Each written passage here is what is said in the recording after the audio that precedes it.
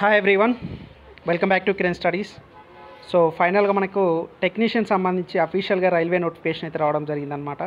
So మనకు application start అయ్యేది 9th అంటే రేపటి నుంచి స్టార్ట్ అవుతుంది మనకి. సో ఎప్పుడు క్లోజ్ అవుతుందంటే April 8వ తారీఖు అయితే క్లోజ్ కావడం జరుగుతుంది. చాలా ఇంపార్టెంట్ ఈ డేట్, ఓకేనా. సో మనకు వచ్చేసరికల్లా టెక్నీషియన్ గ్రేడ్ 1 సిగ్నల్ వచ్చేసరికల్లా మనకి లెవెల్ 5 అంటారు దాన్ని. సో మనకి ఎన్ని వేకెన్సీస్ ఉన్నాయంటే 1092 అనమాట. సో వాళ్ళకి B1 మెడికల్ అయితే ఉండాల్సింది. టెక్నీషియన్ గ్రేడ్ 3 వచ్చేసరికి ఇది లెవెల్ 2, ఇది 1900 సో మనకి ఇనిషియల్ పే అనమాట. సో వేకెన్సీ వచ్చేది 8052. సో టోటల్గా రెండు కలిపేసి 9114 పోస్టులు అయితే రిలీజ్ కావడం జరుగుతుంది. సో ఇక్కడ వచ్చేసరికి మనకి ఇక్కడ చాలా ఇంపార్టెంట్ అండి.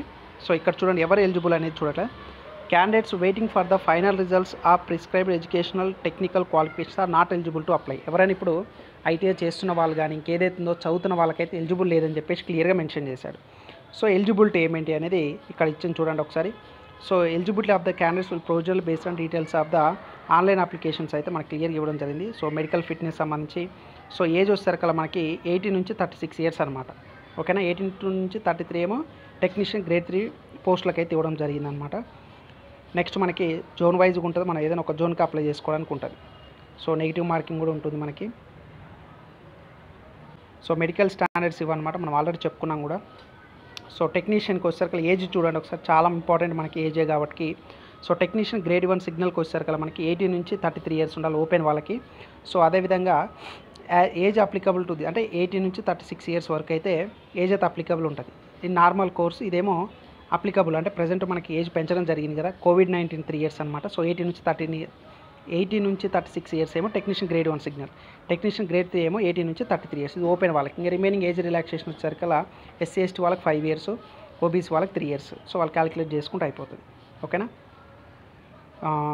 నెక్స్ట్ ఇంకేముంది, ఏజ్ అప్పర్ లిమిట్. ఈ డేట్ అనేది మీరు సేవ్ చేసుకోండి. చాలామంది నన్ను అడుగుతారు, సార్ ఏ డేట్ అనేది ఇక్కడ ఇచ్చింది కదా, మెన్షన్ చేసింది కదా, ఈ date upper limit of the date of birth not before, దీనికంటే ముందు జన్మించకూడదు.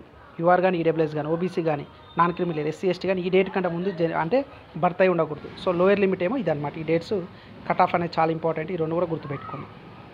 సో ఎడ్యుకేషన్ క్వాలిఫికేషన్ ఆల్రెడీ చెప్పుకున్నట్లుగా మనకి సో ఐటీఐ డిప్లొమా వాళ్ళు చెప్పాను కదా మనం. సో డిప్లొమా వాళ్ళు ఏదైతే అప్లై చేసేటప్పుడు అక్కడ సెలెక్ట్ చేసుకోవాలి. ఎంపీసీ వాళ్ళైతే దానికి ఎలిజిబుల్ అనమాట. సో ఇక్కడ మీకు ఎగ్జామ్ వచ్చేసరికి ఓన్లీ ఒకటే ఎగ్జామినేషన్ అయితే పెట్టడం జరుగుతుంది. ఇది గుడ్ న్యూస్ అని చెప్పుకోవాలి. Only computer based test, document verification, medical examination, అంటే ఓన్లీ CBT 1 మాత్రమే ఉంటుంది అనమాట. సో ఇక్కడ వచ్చేసరికి మీకు 90 minutes టైం ఉంటుంది, టోటల్ 100 క్వశ్చన్స్ ఉంటుంది. ఏది టెక్నీషియన్ గ్రేడ్ 1 సిగ్నల్కి అనమాట, ఓకేనా. So CBT short list further stages. So same syllabus అని నేను చెప్పాను కదా, ఇక్కడ basics of computer and applications ఒకటే యాడ్ చేయడం జరిగిందనమాట. సో ఒకసారి సిలబస్ కనుక అబ్జర్వ్ చేస్తే మీరు general awareness same, general intelligence and reasoning same, basics of computer and applications. So మనకి దీనికి సంబంధించి మనం ఆల్రెడీ ఏది ALP కోర్సులో మనకి ఏది బేసిక్ సైన్స్ అండ్ ఇంజనీరింగ్ దాంట్లో ఈ క్లాస్ ఆల్రెడీ అప్లోడ్ చేశానండి, చూడండి ఒకసారి. దానికి సంబంధించి మ్యాథమెటిక్స్ కూడా, సో ఇక్కడ ప్యూర్ మ్యాథ్స్ కూడా యాడ్ చేయడం జరిగింది. Basic science and engineering same, దానికి సంబంధించి కూడా మనకు ఆల్రెడీ ఉన్నదన్నమాట. సో టోటల్ క్వశ్చన్ ప్యాటర్న్ కూడా చూడండి, ఓకేనా. ప్యాటర్న్ మనకి నెగిటివ్ మార్క్సింగ్ కూడా నెగిటివ్ కూడా ఉంటుంది.